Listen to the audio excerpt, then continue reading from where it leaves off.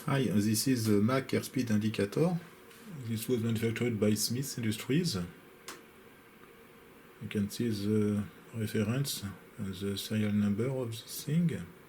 The power supply is 28 volts DC and 5 volts for the lighting as usual. On the rear we have the pitot-static pressure port inlet. As you can see, some screws are missing here. All the screws actually. And also on the front a knob is missing here. So this thing has been disassembled. So I hope everything is intact inside. So on the front we have the indicated airspeed, which is indicated by this white needle here. The Mac number is indicated digitally. This one is masked by the flag. There is this knob which permits to set this index, and the needle in white and red is the VMO. The VMO is the maximum airspeed, which depends on the altitude. Actually, it corresponds to the critical Mach number. The Mach number is the ratio between the airspeed and the velocity of the sound. So in order to display this value, a division should be done inside the instrument. Let's open this thing to see what is inside. It will be easy because we just need to remove these 4 screws.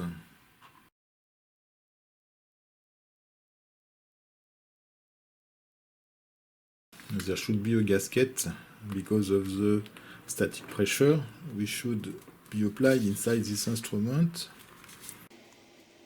Yes, okay, you can see the gasket here. So this is a nice instrument, quite complicated at first look. First you just have an overall view of this thing.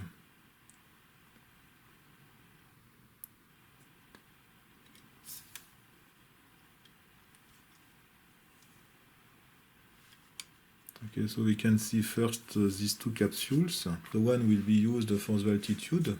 In order to compute the Mach number, we need to know the altitude, because the velocity of the sound depends on the altitude. The pitot pressure is applied into this tube and is fed next to the small capsule, to the bottom capsule here. So this capsule is used for the airspeed.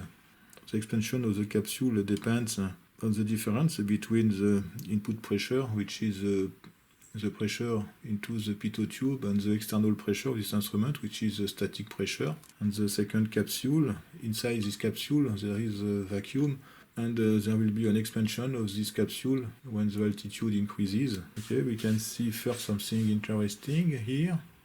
And you can see this small plate here. I try to find the correct angle. Yes, here.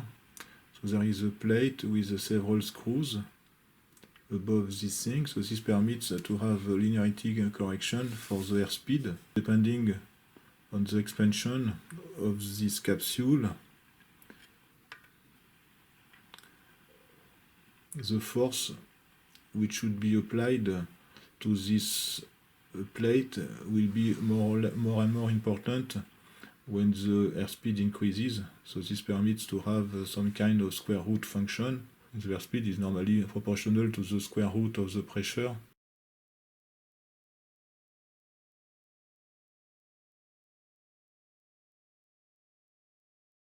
So the movement of this capsule is linked to a shaft. We can see a small lever here, and this lever permits the rotation of the shaft, which is on the other side.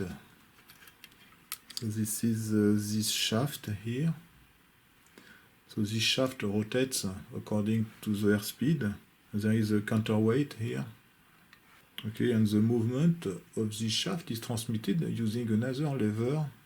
It's difficult to see, but it is here. And then this lever, and it is complicated because it is difficult to see on this side. So there are some levers and some mechanical stuff inside, but it seems that this thing provides the rotation of another shaft, which is this one here, just here. And this shaft permits the rotation of this thing. So this seems to be a potentiometer. So probably this is a high quality potentiometer with very small frictions. Probably it should be possible to see the movement of this thing if I apply a small pressure on the capsule, but it is difficult. Okay, so I will try to move this shaft. So we can see first that we have a movement of the needle. Okay, so there is no servo control loop for the airspeed at least. For the airspeed, it's just a mechanical measurement. It is possible to measure the airspeed even when this instrument is off. And normally the potentiometer should rotate also. It is difficult because it is not on the same side. Okay, so you can see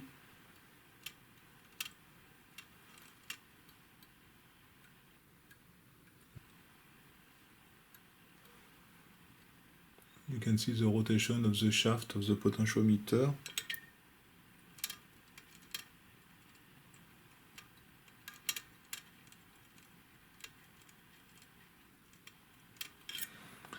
Okay, so actually the airspeed is measured by the capsule itself. This capsule permits the rotation of the needle, and it permits also the electrical measurement using this potentiometer here. So the second capsule is for the altitude. I think we should have the same thing but with this potentiometer here. So the capsule is connected to this shaft for the altitude.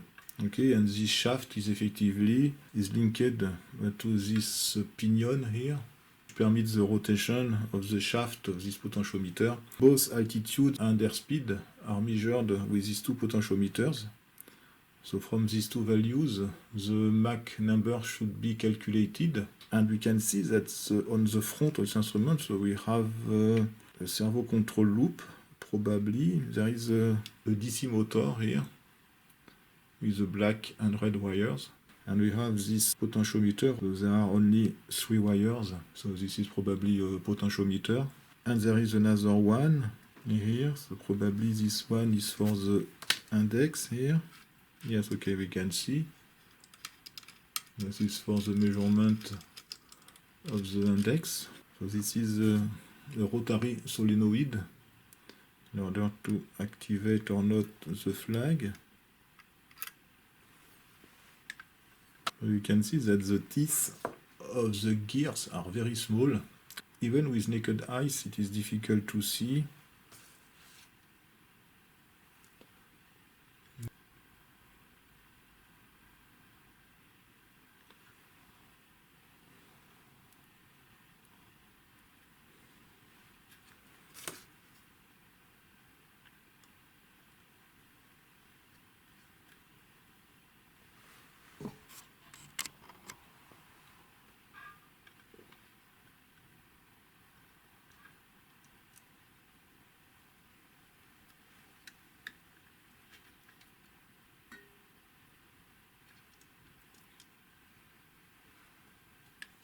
It is a very complicated construction. I don't know the time which was required to assemble one unit of this kind. This should be enormous. You can see the size of the teeth.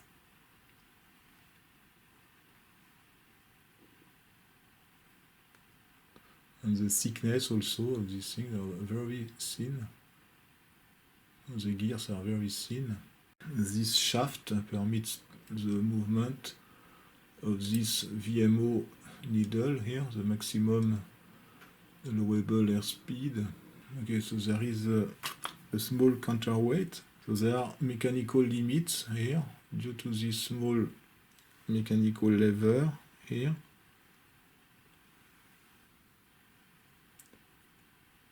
In the other direction, there is a limit which is defined by this shaft, this cylinder here.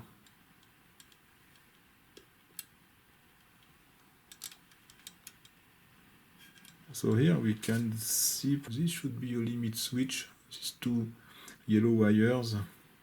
It is possible that the VMO needle moves according to the Mach number.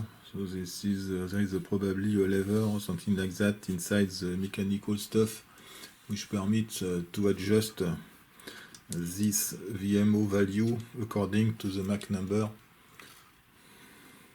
So let's have a look on the electronic side now.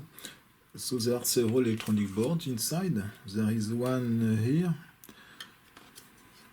So on this board there is a relay. Here a classic relay.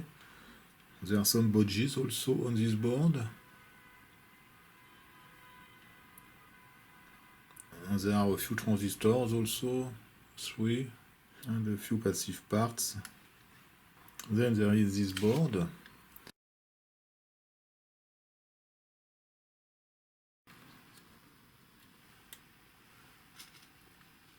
Okay, so we can see first on this side the little screws which permit the adjustment of the linearity of the airspeed. It's difficult to focus. Okay.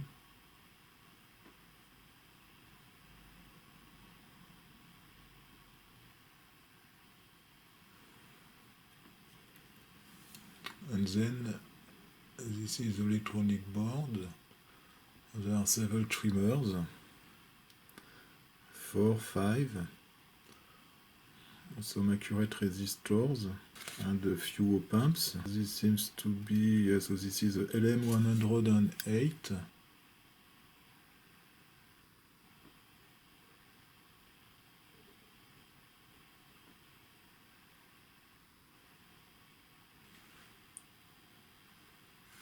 You can have also a better view of the link between the capsule and this lever. So this is done by this small loop. And then there are also 2 other boards on the rear here.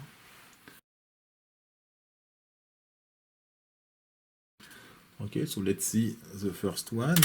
It's very nice, a classic construction. So there are 2 transistors here. So this is probably the final amplifier, a push-pull configuration in order to drive the DC motor for the servo control loop.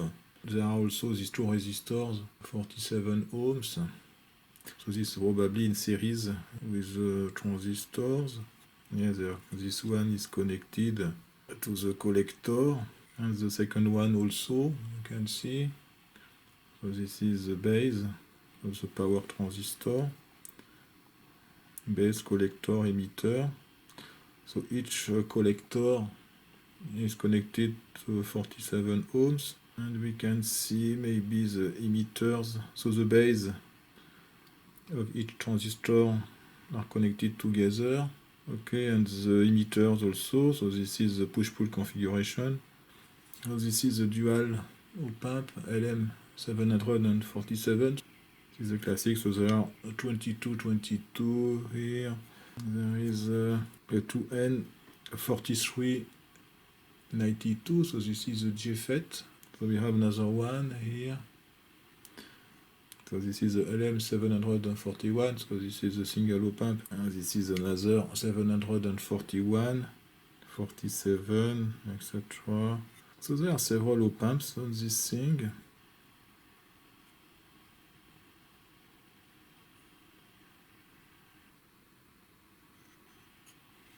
Let's see the second one. This one is less complicated. So there is this 4081. So there is a relay here, 2 trimmers. There is a LM158. We have also this trimmer air capacitor. I am wondering the purpose of this capacitor in this design. One side seems connected to these diodes. I think it should be possible to do the reverse engineering. It is not so complicated. It can be interesting to understand how the Mach value is calculated. Thanks for watching and see you next time. Bye bye.